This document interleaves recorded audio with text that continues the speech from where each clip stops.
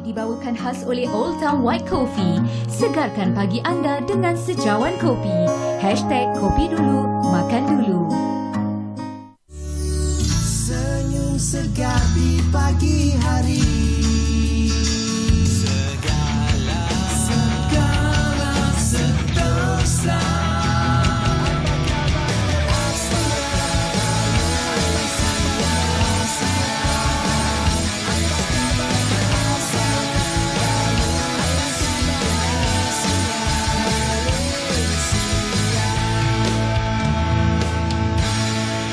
Assalamualaikum, salam pagi Jumaat yang penuh barakah buat anda semua keluarga. Apa khabar Malaysia? Saya Nur Salihah Azmi sekali lagi bawakan kepada anda sejam. Terus setia bersama dengan kami kerana kami akan bawakan pelbagai agenda yang cukup menarik buat anda semua. Dan hari ini bila kita bercakap tentang hari Jumaat, moga anda mulakan dengan amalan-amalan bersedekah dan juga mulakan dengan niat yang baik. Semoga hari ini berjalan dengan cukup lancar dan sejahtera hendaknya buat anda semua. Bila dah hari Jumaat, kita bercakap tentang hujung minggu pula. Diharapkan anda juga ada macam-macam aktiviti dan juga perancangan bersama yang tersayang dan juga keluarga anda. Dan baiklah, bercakap tentang hujung minggu, walau bagaimanapun ada satu perkara ataupun peristiwa yang cukup mendukacitakan berlaku awal pagi tadi berkenaan tentang tanah runtuh yang terjadi pada kira-kira pukul 2 pagi. Dan untuk mengetahui perkembangan berita semasa berkenaan tentang kejadian ini, kita akan bersama dengan rakan tugas Ashraf. Silakan Ashraf. Baik, Salihah, betul. Pagi ini berita yang berceritakan buat rakyat Malaysia apabila satu kejadian tanah runtuh berlaku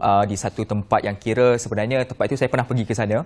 Tempat yang cukup menariklah kalau kita nak berhujung minggu, tetapi kejadian pagi tadi amat mendukakan ceritakan kita dan difahamkan buat masa ini lebih kurang 100 individu terjejas di sana dan buat masa ini juga difahamkan lebih kurang dalam 32 orang telah pun diselamatkan. Dan operasi untuk menyelamat bagi individu-individu yang terperangkap di sana sedang giat dilakukan oleh pihak yang terlibat. Dan ini berlaku sebenarnya di Feather Organic Farm di Gotong Jaya, Genting Highland.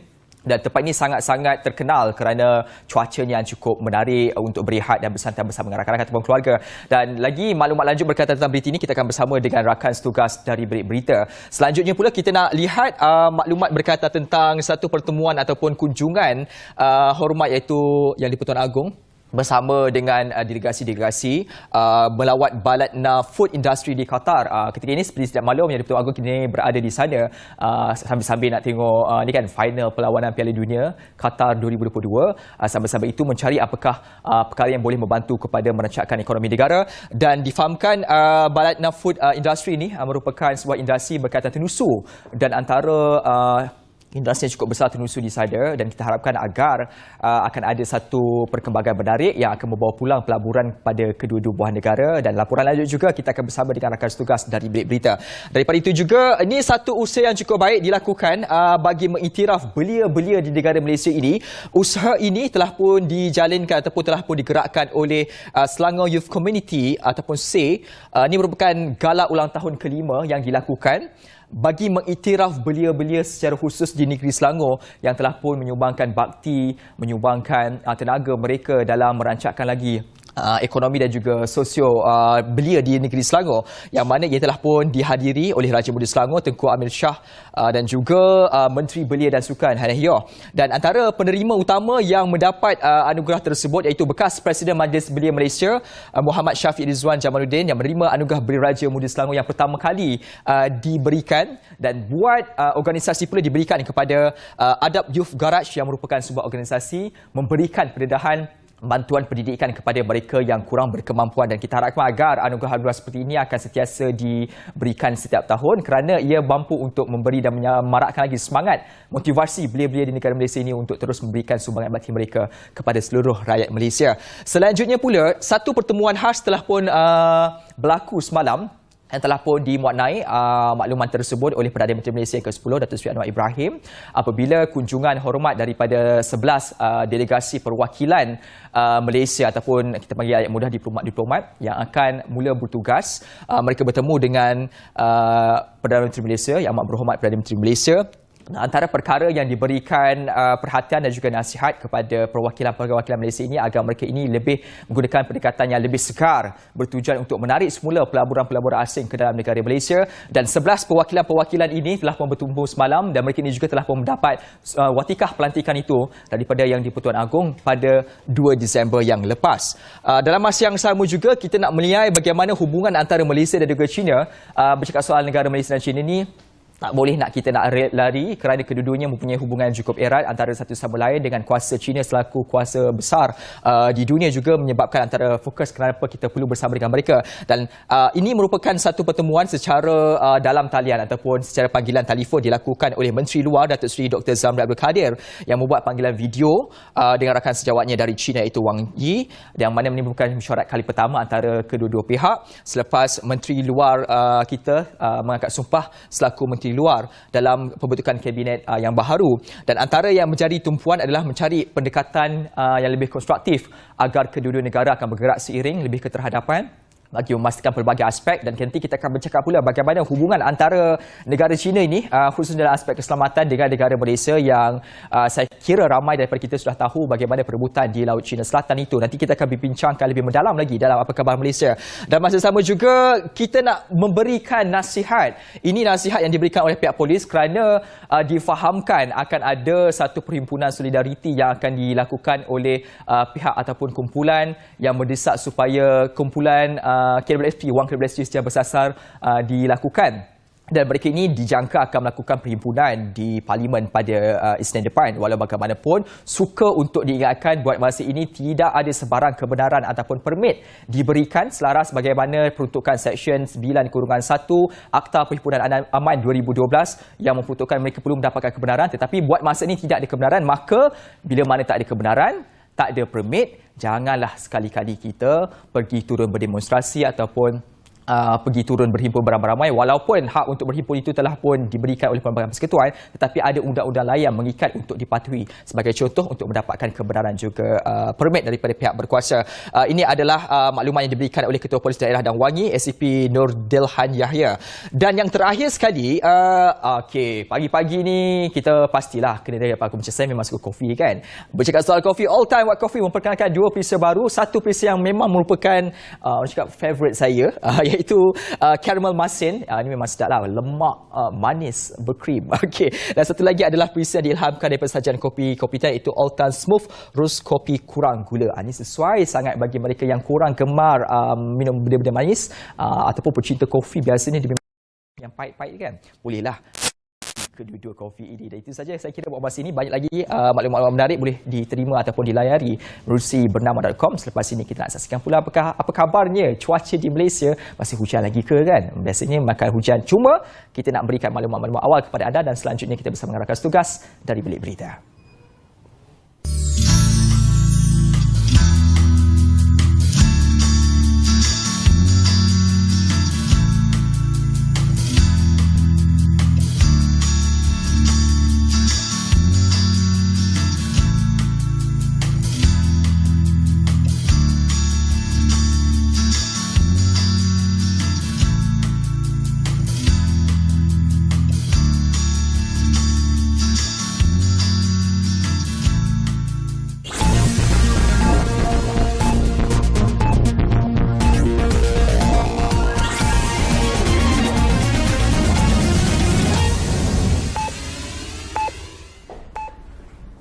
Assalamualaikum dan salam hormat.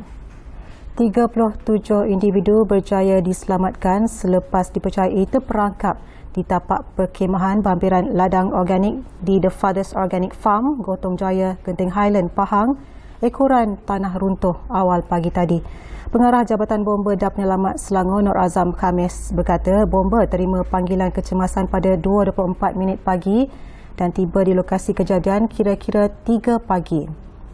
Tanah runtuh berketinggian 30 meter berhampiran ladang organik itu menghempap tapak perkhemahan yang berdekatan dengan jalan. Maklumat awal pihak polis terdapat 100 orang yang berada di tapak perkhemahan itu yang berkemungkinan menjadi mangsa runtuhan. Ketika ini misi mencari dan menyelamat mangsa sedang giat dilaksanakan bersama pasukan STORM.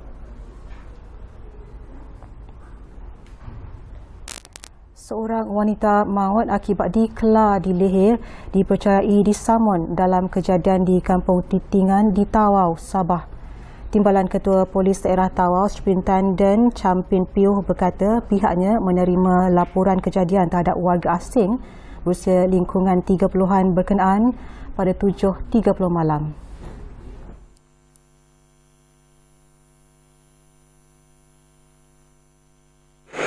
Terbaring, terdapat cedera di leher, cari luka ataupun dikelar dengan objek tajam lah. Maklumat awal polis mendapati mangsa bersama anak perempuannya berusia setahun sedang berjalan kaki dari rumah untuk ke rumah kakaknya di seberang jalan bagi mengambil sayur. Apabila sampai di lorong gelap, mangsa dipercayai disamun kerana mangsa juga memakai rantai serta subang dan barang kemas itu hilang. Bagaimanapun siasatan lanjut sedang dilakukan mengikut Seksyen 302 Kanun Kesiasaan termasuk mengesan suspek terlibat. Siasatan kami lebih berjurus kepada siapa pelakunya dan untuk mengesan suspek-suspek yang terlibat. Kawasan di tempat lorong dan luar adalah gelap dan kiri dan kanan tidak ada rumah. Mungkin suspek dalam kesempatan di lorong gelap ini melakukan samun. Beberapa kawasan di Johor, Pahang, Terengganu, Sarawak dan Perak berisiko mengalami banjir kilat dalam tempoh 24 jam jika berlaku hujan lebat atau ribut petir yang signifikan. Menurut Pusat Ramalan dan Amaran Banjir Negara Jabatan Pengairan dan Saliran, notis PRABN semalam memaklumkan dua daerah dan kawasan sekitarnya yang terlibat di Johor ialah di Sedili Besar, Kota Tinggi dan Triang Mersing, manakala di Pahang melibatkan Sungai Karang, Kuantan serta Endau dan Rompin. Di Terengganu juga melibatkan dua daerah dan kawasan sekitarnya, iaitu Kuala Terengganu serta Marang, manakala di Sarawak melibatkan daerah Mukah. Sementara itu di Perak, 6 daerah dan kawasan sekitar yang dijangka terjejas ialah Hilir, Perak, Kerian, Larut, Matang dan Selama serta Bagan Datuk, Kampar dan Perak Tengah. Notis kesiapsiagaan itu dikeluarkan bagi membolehkan semua penduduk, terutama di kawasan berisiko, berwaspada dengan kemungkinan berlaku banjir kilat dalam tempoh tersebut. Agong Al-Sultan Abdullah Riayatuddin Al-Mustafa Billah Shah berkenan merangkat melawat Balatna Food Industries di Doha, Qatar semalam. Turut berangkat Raja Muda Perlis Tuanku Said Faizuddin Putra Jamalul Lail. Hadir sama Duta Besar Malaysia ke Qatar, Zamshari Syaharan. Menurut catatan di laman Facebook Istana Negara, keberangkatan tiba Seri Paduka Baginda pada 10 pagi waktu tempatan disambut pengarah urusan Balatna Food Industries, Ramez Al-Khayyat dan barisan pengurusan tertinggi syarikat berkenaan. Sejurus ketibaan, Seri Paduka Baginda berkenan menerima persembahan taklimat oleh Ramez Al-Khayyat berkenaan pengoperasian syarikat Balatna Food Industries. Menurut hantaran berkenaan, Seri Paduka Baginda turut berkenan meluangkan masa meninjau sekitar kawasan syarikat itu. Balatna Food Industries merupakan salah sebuah syarikat pengeluar produk tenusu terbesar di rantau Asia Barat berkeluasan 2.6 juta meter persegi dan mempunyai 24,000 lembu tenusu. Lawatan ke Balatna Food Industries adalah antara aktiviti Al-Sultan Abdullah dalam rangka lawatan khas Seri Paduka Baginda ke Qatar selama 6 hari bermula 13 Disember. Sekian dari Bilik Berita. Untuk lagi info terkini, saksikan buletin bernama 11 pagi nanti. Assalamualaikum, salam hormat.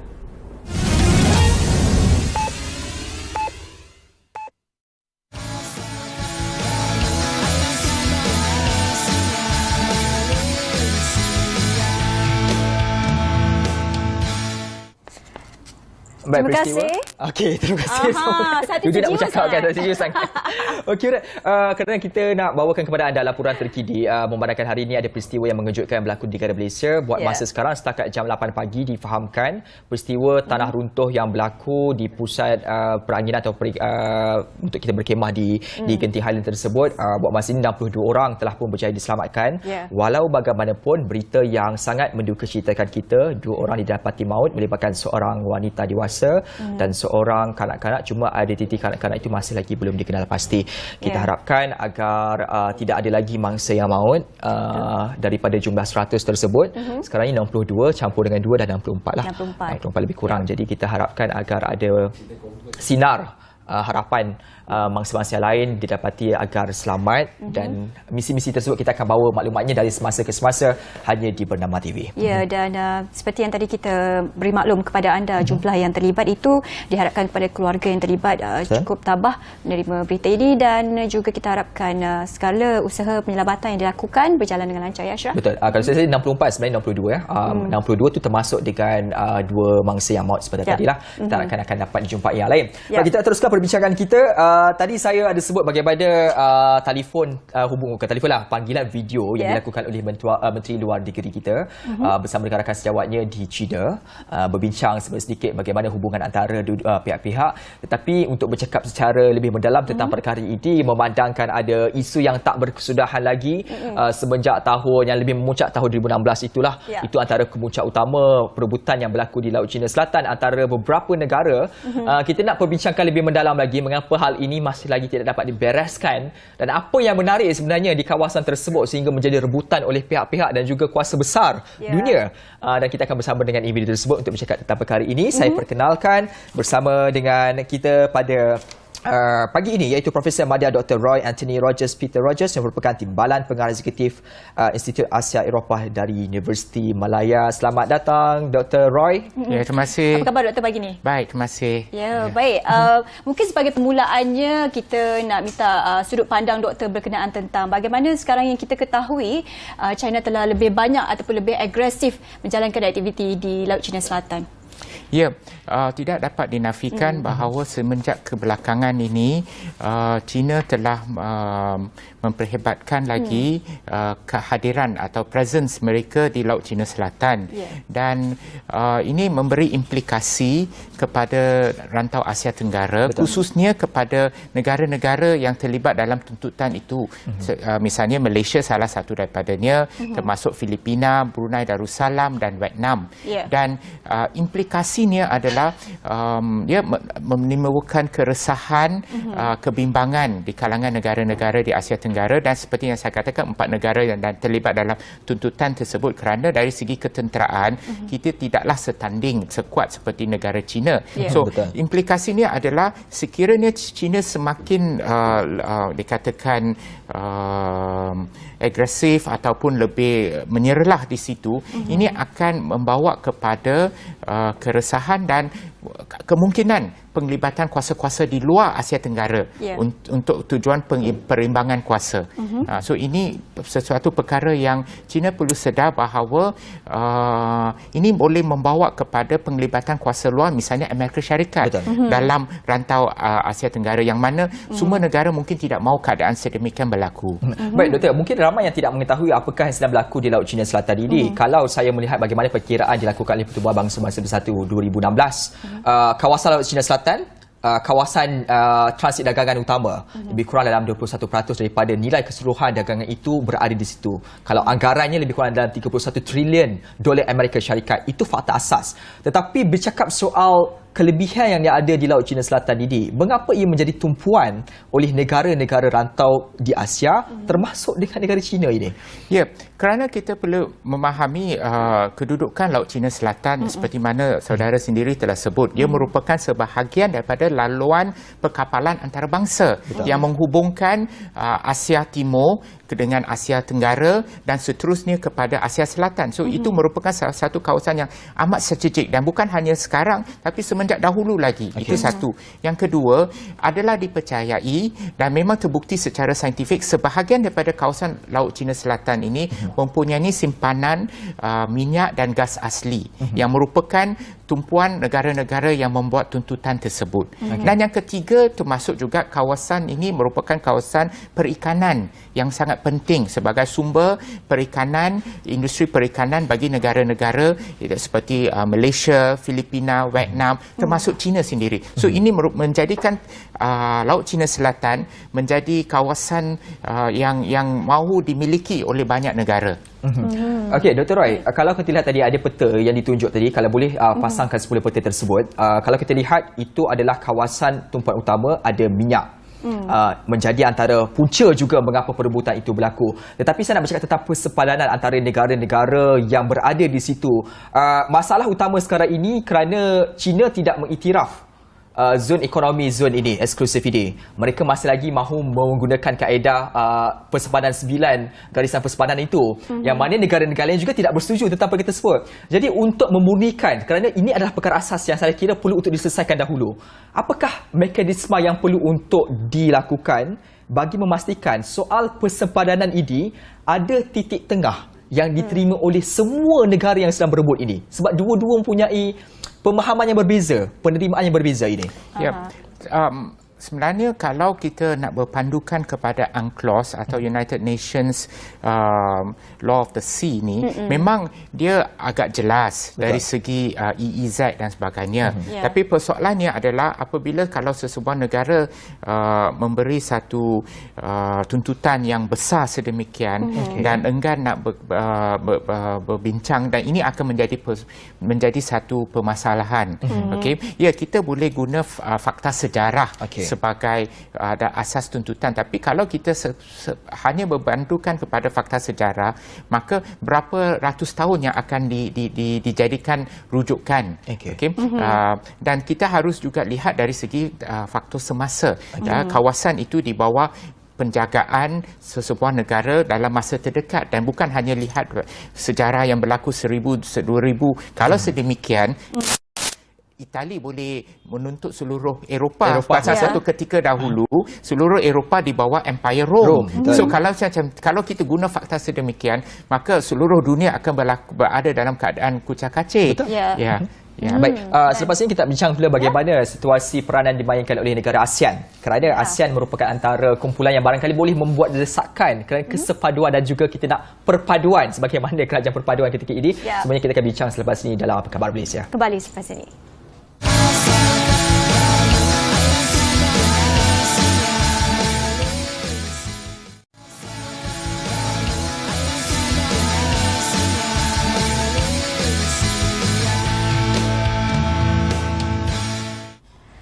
Terima kasih terus setia bersama dengan kami di Apa Khabar Malaysia. Pastinya hashtag kopi dulu makan dulu, Ashraf. Betul. Dan tadi kita berbicara berkenaan tentang kebebasan navigasi di Laut Cina Selatan, dan kita nak teruskan perbincangan yang cukup hangat ini dan bertanyakan kepada Dr. Roy berkenaan tentang ini melibatkan ketenteraan, Doktor. Kita tahu China telah mengadakan satu armada ataupun military base camp di Pulau Spratly, dan ini adalah satu tindakan dan orang kata memang begitu tidak menyenangkan, terutamanya dari pihak Amerika Syarikat dan negara-negara yang berkaitan juga. Jadi pendapat Doktor, kenapa China memilih di Laut Cina Selatan ini untuk melakukan seperti ini, tindakan seperti ini? Ya, ini sebenarnya sebahagian daripada tuntutan China untuk menunjukkan kehadiran. Tapi pada masa yang sama, negara-negara lain yang terlibat dalam tuntutan, kita ada juga menghantar tentera laut kita berada untuk tujuan pemantauan. Tapi of course China mempunyai kehadiran yang lebih besar dengan pulau yang dibina oleh mereka. 3 pulau lagi dibuat. Betul.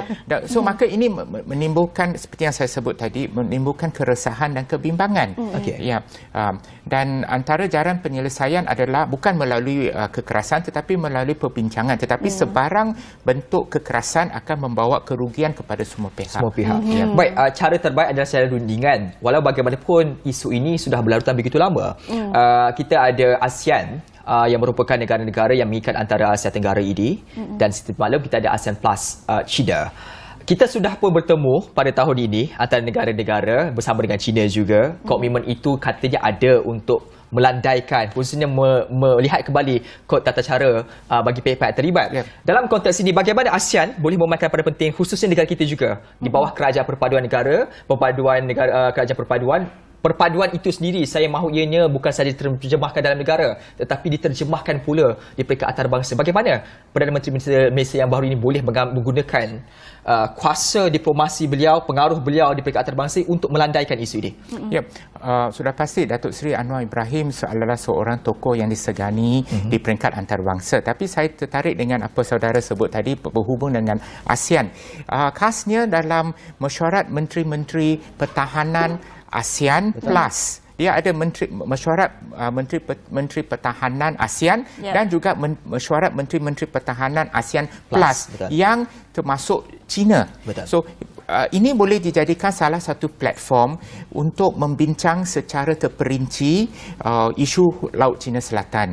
Dan saya berpandangan bahawa Code of Conduct atau tata cara ini sudah tiba masa harus diberi perhatian yang lebih wajar oleh China, kerana sekiranya perkara ini tidak diberi perhatian yang sewajar, maka negara-negara yang lain akan tertarik untuk mendapat sokongan dari pihak luar, khususnya Amerika Syarikat. Dan sudah pasti China tidak mahu keadaan sedemikian berlaku, kerana ini hanya akan membawa kepada percaturan politik yang lebih sengit di kawasan Laut Cina Selatan. So lebih baik diselesaikan ataupun diredakan melalui tata cara ataupun Code of Conduct yang selama ni telah pun dibincang, dan sudah tiba masa Code of Conduct ini diberi perhatian yang lebih serius.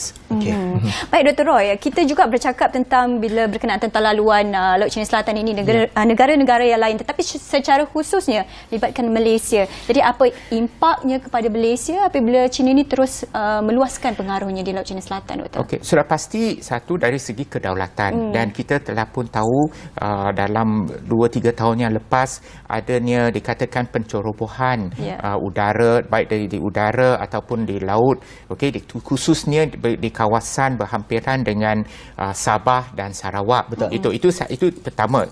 Kedua adalah dari segi ekonomi, kerana seperti mana yang telah saya sebut, kawasan Laut Cina Selatan ini khususnya kawasan yang dituntut oleh Malaysia. EEZ itu adalah kawasan yang kaya dengan minyak dan gas asli, dan ini akan memberi kesan dari segi ekonomi, dari usaha cari gali dan juga kawasan perikanan, di mana nelayan-nelayan Malaysia terdedah kepada apa bentuk bahaya sekiranya mereka memasuki kawasan tersebut jika ditangkap oleh tentera Laut Cina ataupun Marine Cina dan sebagainya. So ini akan memberi kesan, pertama dari segi kedaulatan, dan kedua dari segi ekonomi, khasnya isu minyak dan juga dari segi perikanan.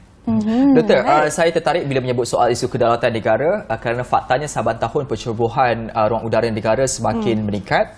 2016 hingga 2018 saja Jabatan Audit Negara menyiasatkan 83 pencerobohan udara berlaku. Kemudian dalam masa 12 bulan lebih kurang dalam 11 kali ianya berlaku. Soalan saya adalah melihat kepada situasi ini, adakah sebenarnya Malaysia dan negara-negara ASEAN ini terlalu lembut kepada China? Nak kata lembut juga tidak, tetapi kita sebenarnya masih berdialog dengan China, dan kita telah menyampaikan hasrat pendapat kita. Misalnya bila berlaku kejadian sedemikian, Kementerian Luar ada memanggil Duta Besar China ke Wisma Putra untuk memberitahu apakah hasrat. So kita menggunakan lunas undang-undang antarabangsa sebagai sebuah negara yang terlibat dalam tuntutan tersebut.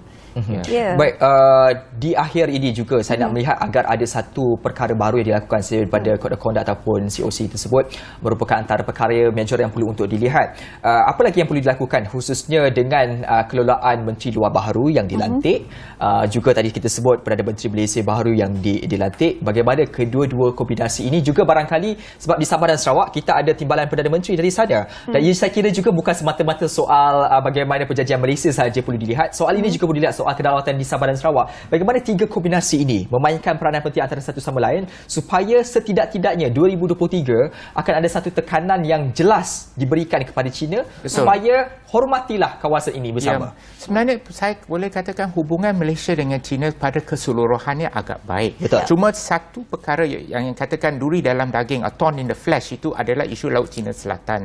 Dan di sini Malaysia harus menggunakan hubungan bilateral dan multilateral. Bilateral hubungan istimewa antara Kuala Lumpur dengan Beijing.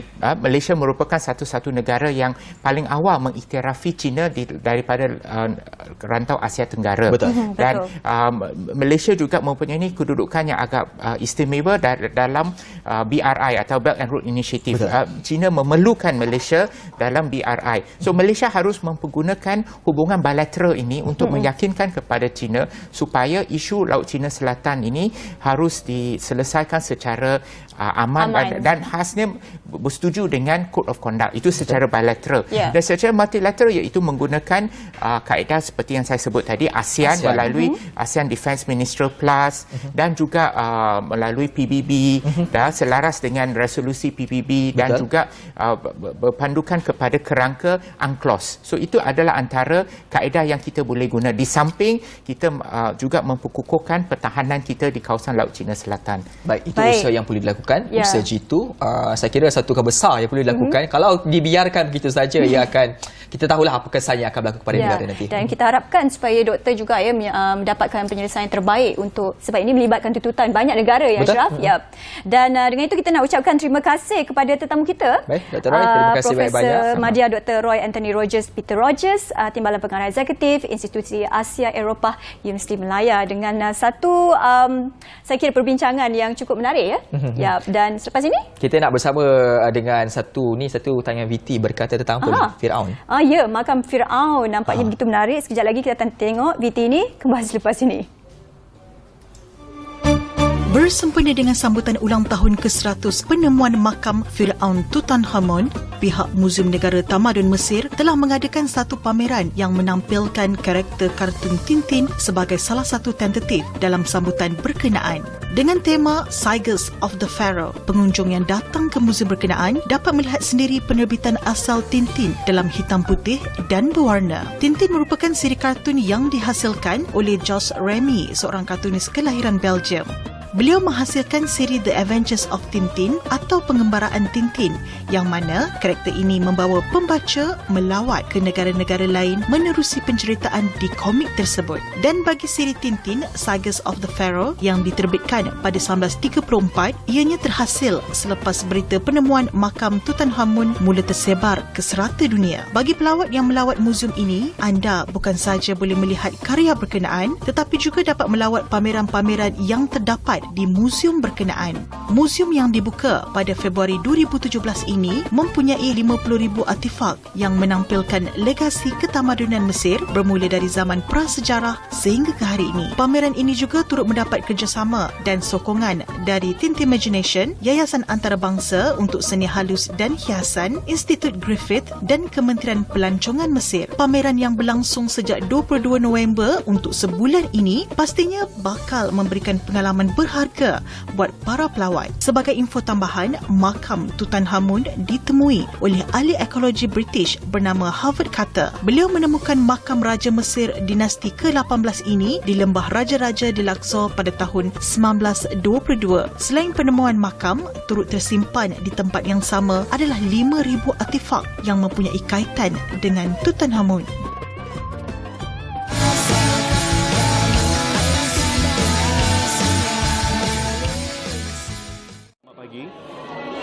Pertama sekali saya nak ucapkan terima kasih kepada rakan-rakan media yang dapat bersama pada pagi ini. Can I share yang tadi ke? Ya, a bit ya. Jadi pagi ini pertama sekali berkenaan dengan kejadian tanah runtuh di Batang Kali, Gotong Jaya. Saya telah difahamkan bahawa pasukan penyelamat sekarang sedang dalam proses untuk melakukan search and rescue SAR. Ada beberapa menteri yang telah sampai ataupun dalam perjalanan, termasuk Yang Berhormat Nik Nazmi dan juga Yang Berhormat Ngah Koming. Saya difahamkan Yang Berhormat Timbalan Perdana Menteri juga akan ke sana, dan insya-Allah Yang Berhormat Perdana Menteri juga akan ke sana mungkin lewat hari ini. Jabatan Penerangan telah membuka kaunter di pusat operasi. Jadi kepada rakan-rakan media yang ingin mendapatkan maklumat sahih, boleh berhubung dengan pihak Jabatan Penerangan. serta pusat operasi yang telah dibuka. Saya juga ingin melaporkan bahawa pada 15 Disember semalam hari Khamis jam 2 suku petang, 5 pegawai dari Jabatan Perlindungan Data Pribadi serta 2 pegawai dari Cyber Security Malaysia telah melakukan satu pemeriksaan di premis Air Asia Aviation Group Limited dan sedang mengambil dalam proses untuk mengambil beberapa dokumen serta beberapa peralatan berhubung isu masalah keselamatan data dan saya difahamkan proses itu sedang berjalan dan apa-apa maklumat tambahan berkait dengan isu pencerobohan data ataupun kecurian data melibatkan syarikat-syarikat yang pernah diumumkan sebelum ini, kita akan update dari semasa ke semasa. Tapi semalam ada satu kiranya pihak JPDP dan CSM telah pergi ke pejabat Air Asia seperti yang saya sebutkan tadi untuk lakukan siasatan dan mengambil beberapa dokumen sebagai bukti. Jadi itu antara beberapa update yang telah yang boleh saya sampaikan pada pagi ini. So selain dari itu, ini adalah kali pertama kita mengadakan majlis amanat dan saya sangat gembira dapat bersama warga Kementerian Komunikasi dan Digital bersama-sama dengan Yang Berhormat Timbalan Menteri dan juga Datuk Seri KSU.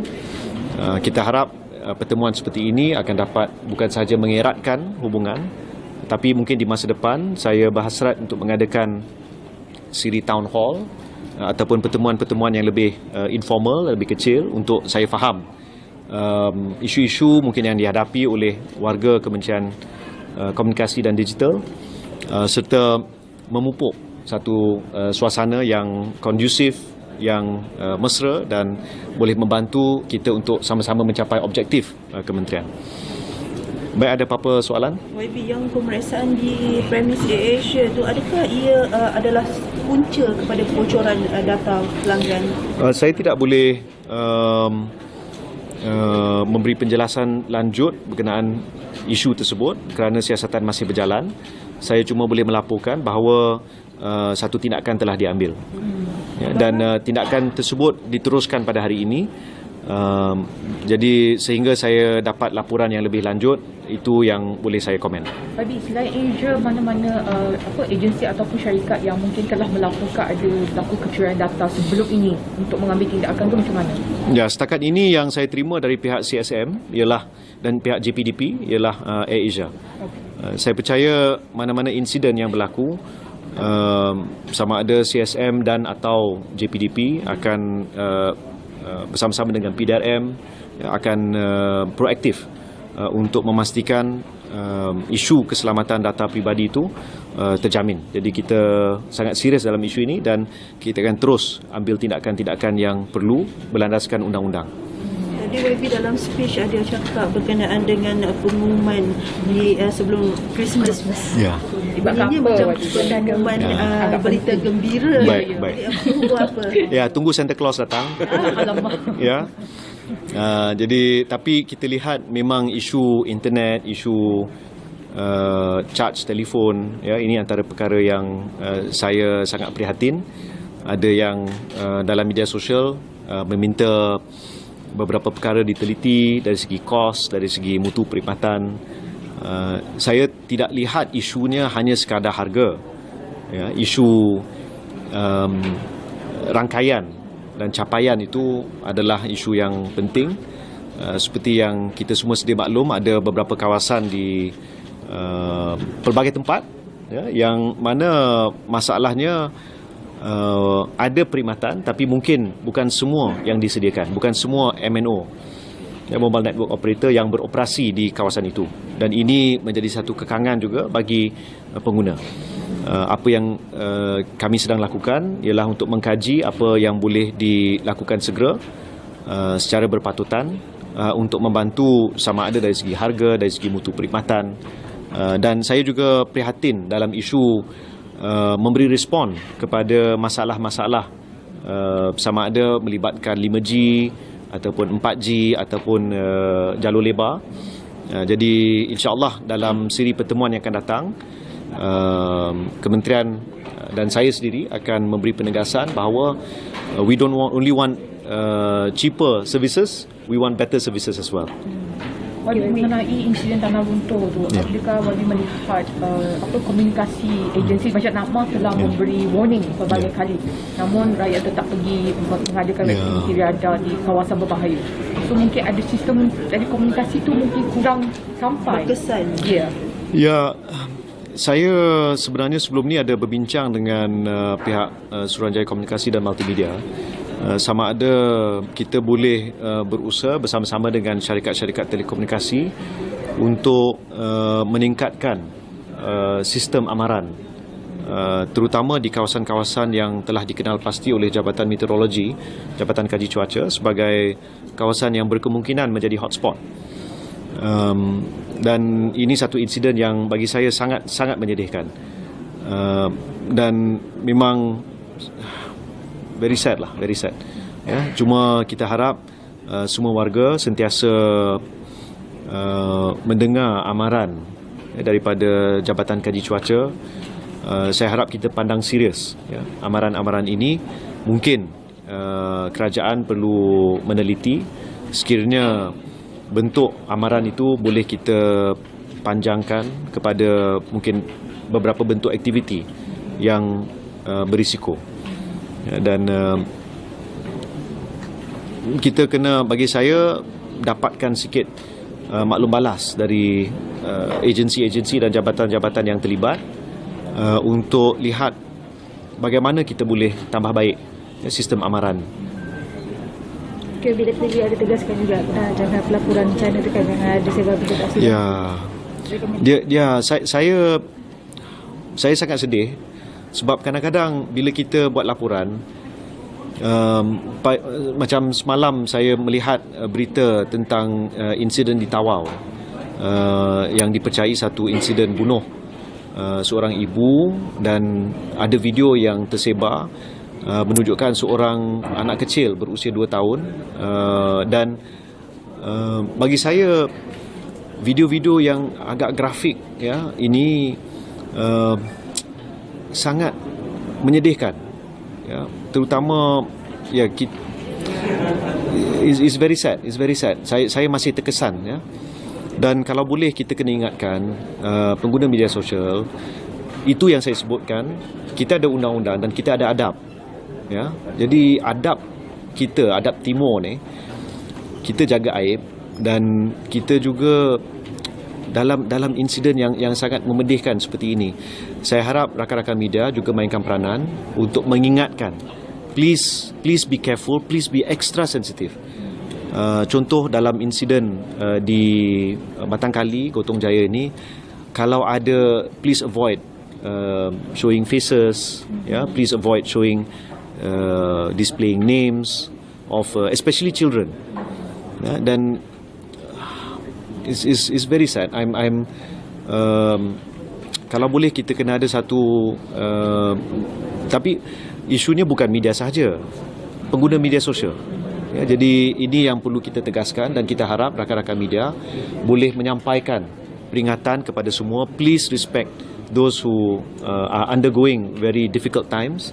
Marilah kita sama-sama memberi mereka sedikit ruang dan tidak membuka aib, sama ada dengan memaparkan ataupun retweet ataupun share video-video, gambar-gambar yang tidak patut, yang boleh menimbulkan fitnah, yang boleh menimbulkan salah faham. Biarlah apa-apa yang kita sampaikan itu berdasarkan maklumat sahih, maklumat benar yang disalurkan melalui media rasmi, media arus perdana. This is very important. Baik. Ridwan claimed that his appearance on TV1 was cancelled upon your instructions. Is this true, and what are your comments on the decision? This is not my program. That's not my program, and because this has, so it's not my call. So people can say and insinuate But I have to look at my punca kuasa. Right. Difahamkan arahan PAN tu daripada menteri ke mana? Bukan jadi wakil ya? Okay. Okay. Alright. Okay. So, Security expert Mira Mustafa yes. said that a week after the G20 meeting, Yes. there was a directed disinformation campaign against the Prime Minister, Yes. alleging him to be a US proxy. What are your comments about it? Yeah. Is there any action that's going to be taken? Yeah, this is a trend that we spotted when I invited TikTok to come and have a discussion with the ministry. It's as per what we have said before. TikTok itself, in terms of their automatic blocking mechanism, they identified in the period of 13th to the 18th of November, before election day, about more than 800 videos breaching their community guidelines were blocked automatically by their artificial intelligence system. On election day itself, about 130 videos were blocked, and between the 20th of November to the 26th, through the time that the Prime Minister took his oath of office, there were more than 1,100 videos that were blocked. In other words, the evidence shows that even TikTok is aware that the amount of disinformation, the amount of fake news, the amount of hate speech, extremist views espoused via TikTok saw an uptick after elections. And this is what I have reported before. This is extremely disconcerting. I have invited, I will try to find out more from Ms. Munira to understand her methodology and also findings. And at the same time, I think we will need to call in most of the social media operators. We have done so with Meta, with Twitter. We've done so with TikTok before. But I think we might need to call in the CEOs to come and meet with us. And I think we may have to understand why is it that TikTok, for example, their team of moderators, I made to understand several thousand of them, failed to really curb and block or ban these accounts that were spreading disinformation. This is a security risk. This is a major issue because we saw how Bukit Aman responded by initiating an omnipresence effort by placing roadblocks throughout the country. And I think we may need to do more in order to make sure that such moves are never done again. I'm quite worried about this. My deputy and I will be going through, and I think we will like to see what is it that this ministry can do alongside other agencies to make sure that we can curb the spread of false information, hate speech, extremist views, especially through social media.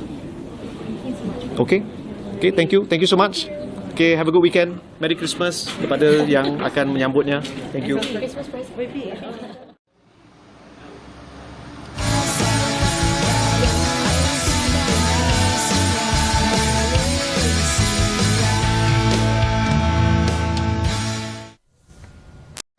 Maklumat-maklumat diberikan oleh Menteri Komunikasi dan Digital KKD iaitu Fahmi Fadzil. Maklumat berkaitan tentang apakah yang akan dilakukan buat masa terkini khususnya selepas Majlis Amanat Kementerian Komunikasi dan Digital. Dan saya nak bawakan juga laporan terkini berhubung tentang situasi yang melanda tanah runtuh setakat jam 9.15 pagi tadi. Status kini iaitu 92 mangsa telah pun dijumpai dengan 53 selamat, 7 cedera, 8 telah pun meninggal dunia, dan laporan terkini kami akan bawakan dari semasa ke semasa. Dan kita nak bercakap tentang perkara ini juga, apakah situasi yang sebenarnya terjadi di sana dalam konteks isu alam sekitarnya. Kita nak bersama dengan Profesor Madya Dr. Haliza Abdul Rahman dari Jabatan Kesihatan Persekitaran dan Pekerjaan Fakulti Perubatan dan Sains Kesihatan Universiti Putra Malaysia secara dalam talian melalui panggilan video. Assalamualaikum Dr. Haliza, boleh dengar suara saya Dr. Haliza? Boleh, Waalaikumsalam. Dr. Haliza, ini sesuatu yang mengejutkan dan mendukacitakan kita, situasi yang berlaku ketika ini. Saya nak dengar secara ringkas dahulu, adakah disebabkan faktor cuaca yang selalu hujan khususnya di negeri Pahang dan Selangor ini menyebabkan antara punca utama berlakunya kejadian tanah runtuh ini? Okey, kalau kita lihat tanah runtuh sebenarnya bencana yang kedua kerap di Malaysia selepas banjir. Dan biasanya tanah runtuh ni sekali dengan banjir. Dan kalau kita lihat kerap berlaku semasa muson timur laut lah yang waktu sekarang ni dari November hingga Mac. Jadi kalau kita lihat kekerapan itu, kita ambil langkah berjaga-jaga Dan kalau kita lihat situasi semasa yang berlaku di Batam itu kemungkinan tanah runtuh itu berlaku akibat hujan yang lebat kerap. Dan kedua mungkin disebabkan oleh berlakunya kelemahan dalam struktur batuan di kawasan tersebut sehingga bila hujan berlaku dengan kerap dan berpanjang akan menyebabkan berlakunya kesotan tanah gelongsuran tanah, kelinceran tanah hingga berlaku tanah runtuh. Atau satu lagi kemungkinan disebabkan kekurangan faktor litupan tumbuh-tumbuhan sebab kita tumbuh-tumbuhan ni dia fungsi di akar dia akan mencegah kuming-kuming tanah tu, jadi mengelakkan ataupun mengurangkan berlakunya bencana tanah runtuh lah. Doktor, kalau kita melihat kepada landscape kawasan di tempat kejadian, mungkin doktor boleh melihat ataupun boleh merumuskan landscape fizikal di sana. Adakah di kawasan sana itu memang kawasan yang mempunyai kebarangkalian yang sangat tinggi peristiwa-peristiwa ini boleh berlaku? Okey, sebenarnya kita kalau nak ini bukan kali pertama pernah berlaku untuk di di Hulu Langat, Gua Tempurung sebagainya. Jadi bagi saya semua tinggi maksudnya kawasan yang berkecukupan lebih 25 darjah dan juga kawasan itu memang ada potensi untuk berlaku tu. Memang ada potensi, cuma mungkin kita kurang cakna lah, mungkin kita tak kata sistem seperti mungkin berlaku rekahan yang kecil ataupun berlaku struktur mungkin gelongsuran tanah yang kecil. Tapi kita mungkin tidak atau mungkin tidak mengambil langkah-langkah yang sepatutnya hingga berlakunya tanah runtuh tu lah. Doktor, ringkas saja hujung ni, sikit saja saya nak bertanya, dalam situasi sekarang ini, adakah wujud keperluan untuk menyemak kembali mana-mana kawasan resort ataupun tempat peranginan yang dilakukan di kawasan lereng-lereng bukit itu supaya kejadian bersama seperti ini tidak berulang lagi? Okay, bagi saya sangat penting bukan sahaja dari bagi saya kedua-dua pihak yang pemilik resort mestilah sama-sama bekerjasama sebab pemilik resort mereka kena prihatin sebab musim berlakunya timur laut ini tahu hujan maka potensi mereka mesti menjalankan pemantauan kawasan-kawasan yang berkecurunan di kawasan tanah tinggi supaya tidak berlaku apa yang pada hari ini. Kedua, sebabnya orang ramai juga mesti prihatin mereka mesti tahu mesti environmental mesti celik alam sekitar supaya mereka mengurangkan aktiviti di luar rumah, terutamanya camping, hiking dan sebagainya sebab kesemua itu mempunyai risiko untuk menjadi bencana. Jadi celik alam sekitar juga sangat penting bagi saya. Terima kasih Profesor Madya Dr. Haliza Abdul Rahman atas kesudian. Saya terpaksa mengambil masa sikit daripada pagi ini berkaitan tentang perkara ini untuk mengulas situasi yang semasa berlaku. Terima kasih sekali lagi Doktor. Kita harapkan agar situasi ini dapat diselesaikan dengan jayanya. Dalam masa yang sama juga kita harapkan agar tidak ada lagi lah mangsa-mangsa yang meninggal lagi dan kita harapkan juga dalam masa yang sama kami akan bawakan maklumat dari semasa ke semasa berkaitan tentang isu perkara ini. Selepas ini nanti kita akan bersama pula seorang individu lagi bercakap soal pula Hari Profession Teknikal Negara 2022 yang mungkin anda tak tahu, sebenarnya dah ada dah. Kita nak bercerita kepada anda berkaitan perkara ini tapi kita nak saksikan dulu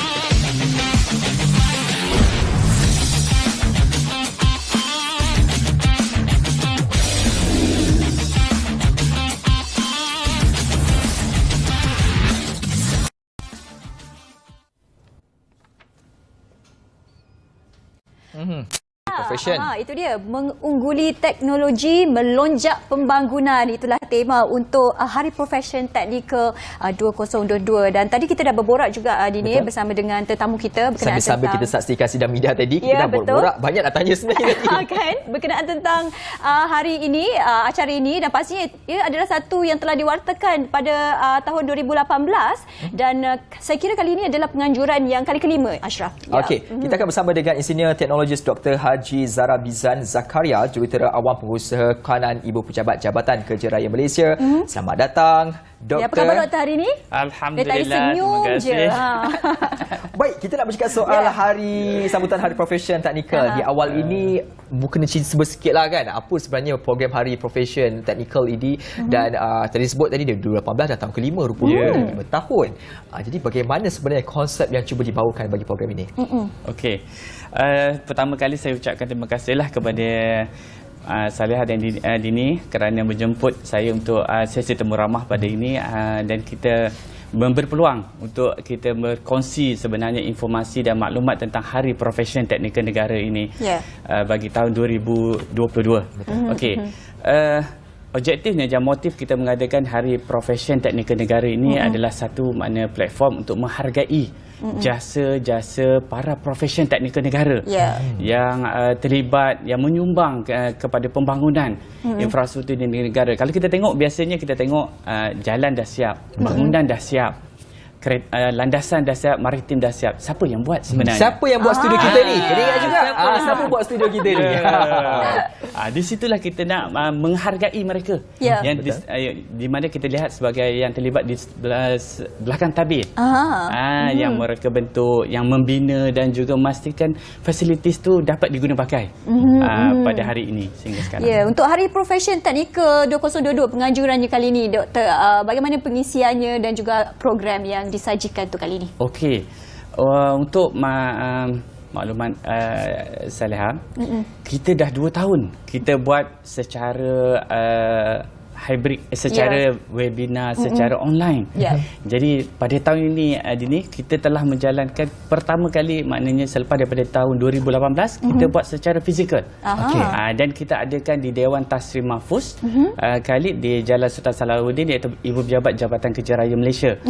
Di sini kita menjemput pelbagai pakar-pakar teknikal, khususnya juga daripada ketua agensi teknikal dan juga pakar-pakar swasta untuk berkongsikan pengalaman dan juga apakah mungkin teknologi-teknologi baru yang kita ada dalam industri kita sekarang. Jadi di situ juga kita akan kongsikan, kita ada juga ruang pameran, 36 booth pameran. Banyak tu ni. Jadi teknologi daripada luar pun kita ada, dari dalam negara pun ada. Kita tunjukkan, paparkan kepada masyarakat sebenarnya. Apa yang sebenarnya teknologi-teknologi yang ada sekarang. Baik, 19 hingga 21 hari bulan ini, 3 hari akan berlangsung. Pastinya ada keunikan yang akan dibawakan berbanding tahun-tahun sebelumnya. Selain daripada sebelum ini secara hybrid, kali ini secara fizikal, apa lagi keunikan-keunikan yang akan diberikan kepada pengunjung-pengunjung? Okey. Dalam program yang kita ada tu, pelbagai program sebenarnya kita dah mula lebih awal. Kita juga ada macam STEM, pertandingan STEM, dan juga ada pertandingan-pertandingan yang mana kita melibatkan sukan juga, dan juga kita ada juga yang mana berkaitan dengan produk-produk juga kita ada kongsikan di situ sebenarnya. Sebenarnya banyak program di situ Dini. Nak cerita tu tak cukup masa ni. Tak cukup masa, ramai-ramai datang. Nanti sebab ini terbuka kepada umum. Terbuka kepada umum. Jadi kalau nak cerita Dini tu panjang cerita. Banyak ceritanya. Yang penting kena pergi. Kena pada 19 hingga 21 Disember tu. Betul tu. Hari Isnin, Selasa, Rabu. Betul. Isnin, Selasa, Rabu. Baik.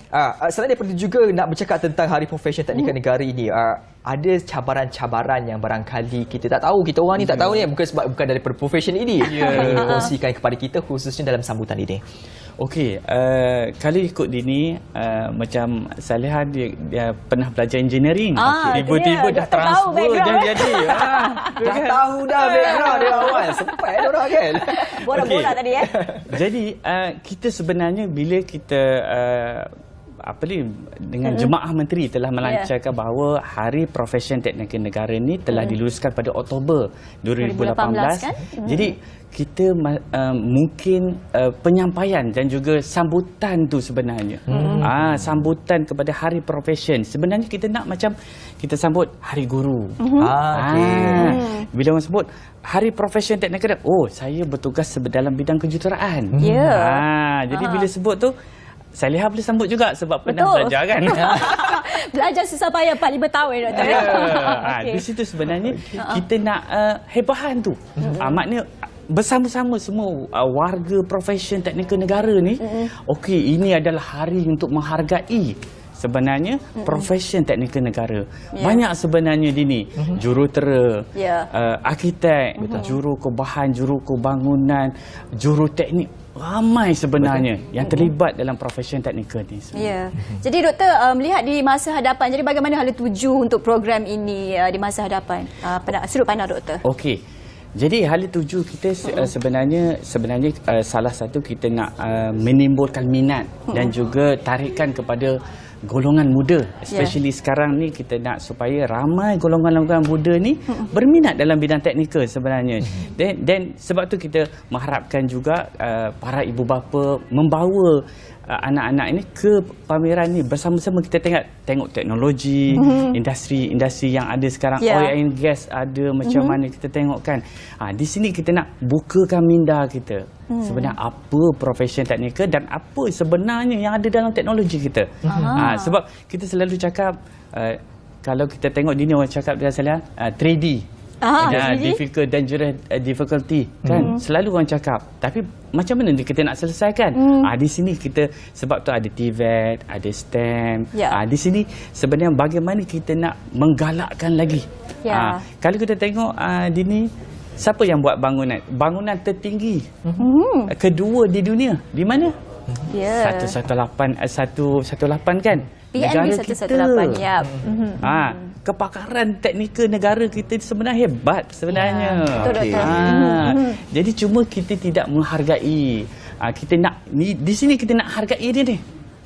Menghargai warga-warga profesion teknikal. Baik, itu menarik. Nanti kita nak bincang lagi berkaitan tentang perkara ini kerana kita nak terus berlangsung bersama dengan wartawan kita yang berada di kawasan berkaitan tentang isu semasa yang sedang berlaku. Zanariah, realisator saya sudah pun bersedia bersama kita membawakan laporan terkini. Zana, apakah situasi yang berlaku, mungkin boleh kongsikan kepada kita?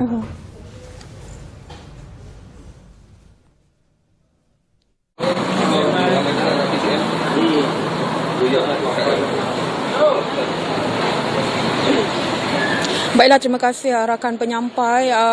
Seperti yang kita dimaklumkan, Bomba Selangor telah menerima panggilan kecemasan awal pagi tadi berkenaan dengan kejadian tanah runtuh di Father Organic Farm, Jalan Genting, Batangkali.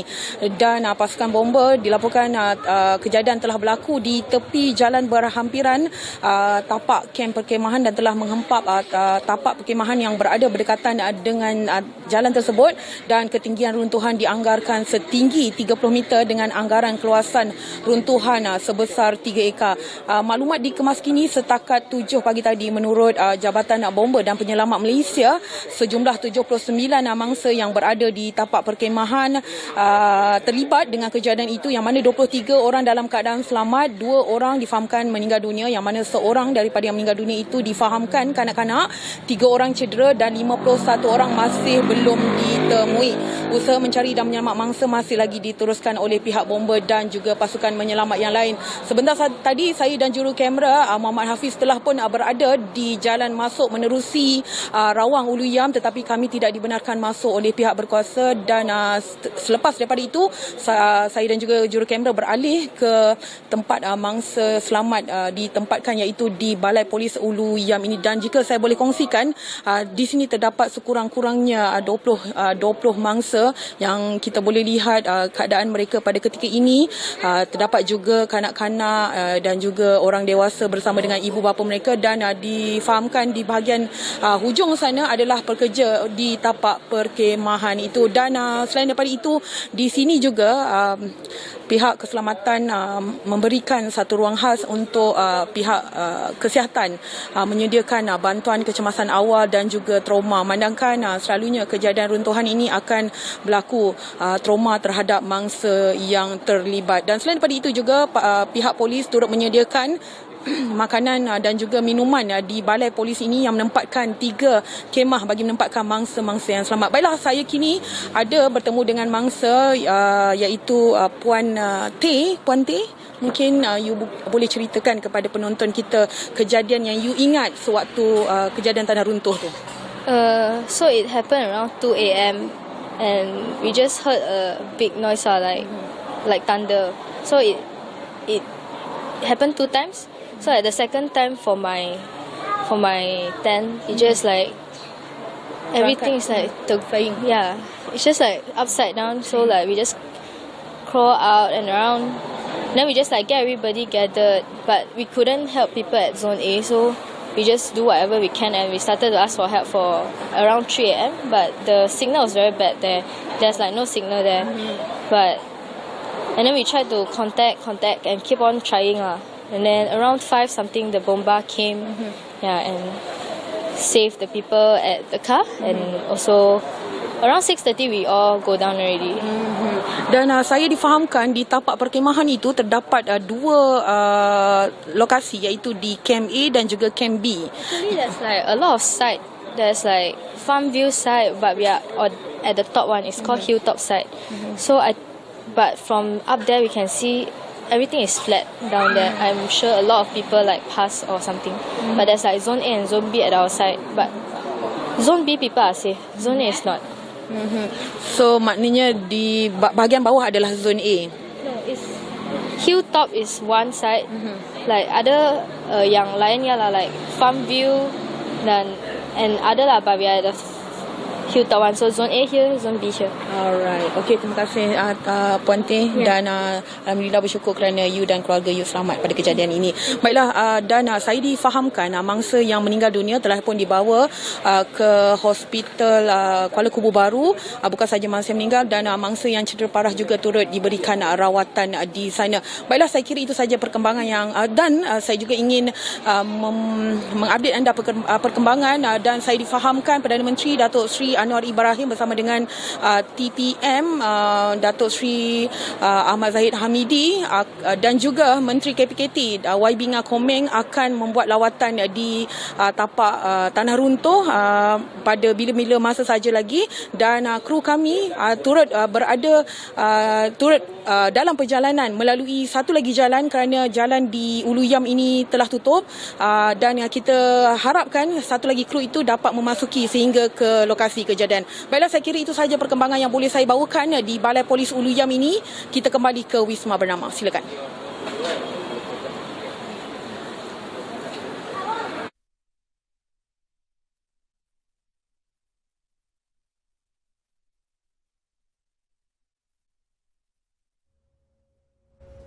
Baik, terima kasih Zana atas maklumat tersebut. Kita nantikan apakah perkembangan secara menyeluruh nanti. Mungkin ada sidang media daripada pihak berwajib untuk memaklumkan secara lebih terperinci berkaitan tentang situasi yang berlaku di sana. Dan kalau bercakap soal tanah runtuh ini, saya kira Malaysia antara negara yang sering kali berlaku. Saya ingat lagi bagaimana peristiwa di Bukit Antarabangsa sebelum ini. Yang terlalu banyak kerana saya melihat sendiri ketika itu beberapa susulan, gegaran susulan, tanah runtuh susulan yang berlaku memang dahsyat, dan kita harapkan agar situasi yang berlaku ketika ini di Jalan Genting Highlands Batang kali ini akan dapat diselesaikan dengan sewajarnya oleh pihak-pihak yang terlibat. Juga pesanan juga kepada mereka tambahan. Kalau anda nak bercuti hujung tahun ni, cuaca pun sekarang tak berapa nak okey kerana hujan selalu berlaku. Cuba elak-elakkan sikitlah kawasan-kawasan seperti ini. Kita tahu dengan cuaca yang begitu tidak menentu ni, pastikan anda buat perancangan sebelum melakukan aktiviti luar. Baik, kita nak sambung kembali berkaitan tentang Hari Profession Teknikal Negara ini bersama dengan kita sekali lagi, itu Dr. Zara Bizan. Doktor, tadi kita dah bercakap banyak berkaitan tentang profession ini. Saya nak tanya juga, Hari Profession Negara ini, adakah ianya hanya perlu disambut oleh mereka yang dalam golongan profesional teknikal sahaja ataupun terbuka seluas-luasnya macam Salihah ni kan? Macam profesional dan profesional kan? Saya juga Okey. Sebenarnya seperti guru lah kita kata. Hari profession ni sebenarnya dikhaskan kepada warga profession teknikal, tetapi ianya boleh disambut oleh orang ramai juga. Secara bersepadu. Secara bersepadu sebenarnya. Sebab tu bila kita buat kita tengok kita buat pameran tu, kita nak bukakan macam kita tengok tadi Dini cakap tentang tanah runtuh. Sebenarnya kita ada teknologi sebenarnya kawalan tanah runtuh, informasi. Sebab tu bila kita sebut teknologi ni, ada teknologi tu yang kita paparkan dalam pameran kita nanti. Tu kena datang tu nanti. Doktor sebut banyak kali kena datang ya Ashraf. Dan juga Saliha nak rasa lebih bermakna kena ambil jadi cikgu dalam Okey, kita dah bincang dengan Dah bincang. Okey. Doktor, berkenaan tentang program yang diadakan, saya nampak ada satu program cukup menarik, disebut program Celebrity Technical. Apa yang melibatkan Celebrity Technical ni, doktor, dan siapa sebenarnya yang terlibat untuk program tu? Okey, Celebrity Technical tu kita macam ingat tak Karumin? Okey. Dia salah seorang selebriti yang kita panggil. Dia tu sebenarnya engineer. Dia ubah sebenarnya kepada bidang lain. Dan juga kita banyak macam selebriti teknikal tu daripada private. Contoh kita panggil daripada agensi-agensi luar. Sebab kita tak nak fokus saja kepada kepakaran dalam agensi kerajaan. Baik. So kita panggil perunding, kita panggil arkitek, kita panggil ini selebriti lah. Luar yang kita panggil untuk bersama-sama meraihkan sebenarnya Hari Profession Teknikal Negara kita. Dan tadi masa kita berborak dengan doktor juga, doktor katakan sambutan untuk yang setelah berapa siri yang diadakan ini masih kurang. Jadi mungkin doktor nak beri saranan ataupun sudut pandang doktor untuk orang kata meramaikan lagi orang untuk mengetahui tentang hari ini. Okey.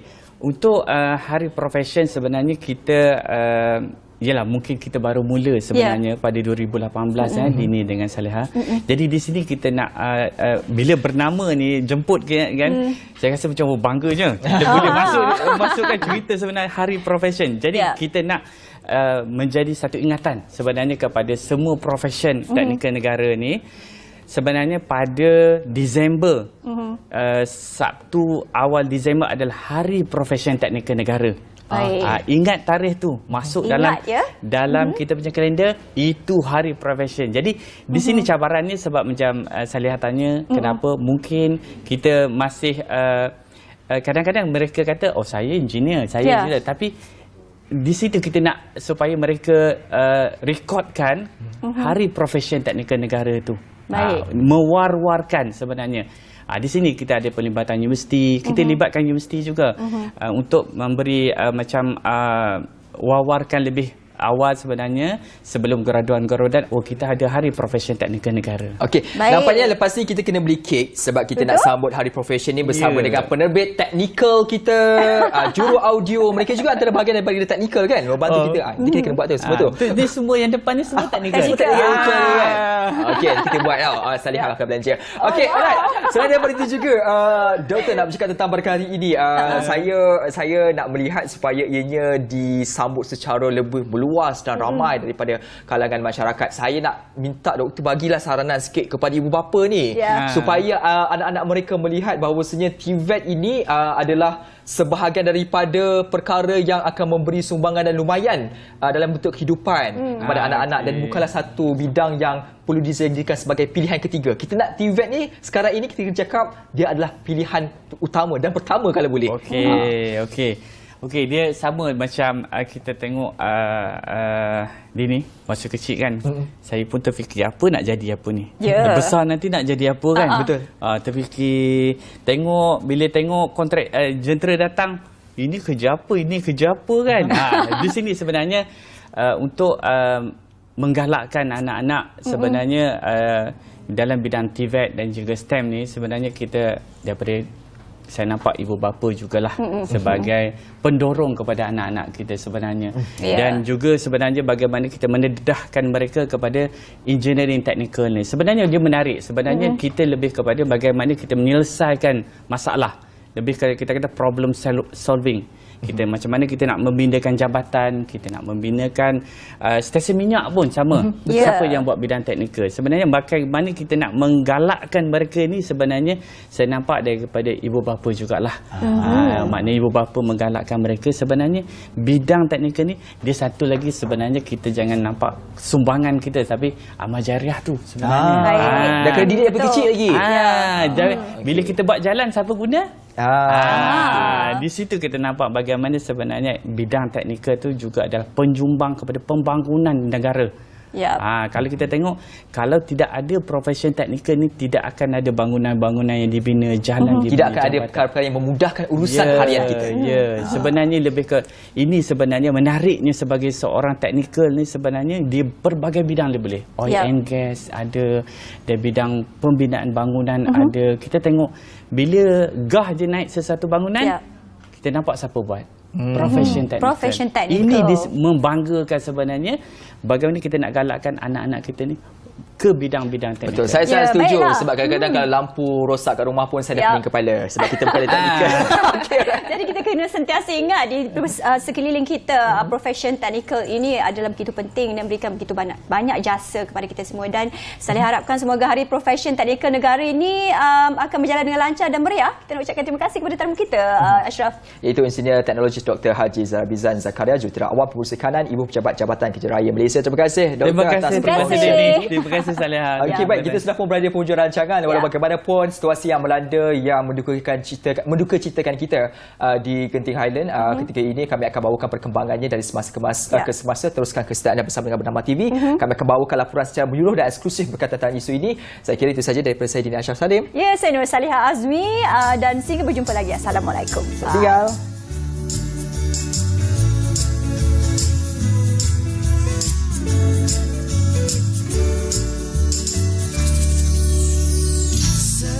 Segar di pagi hari, terus bangkit yakin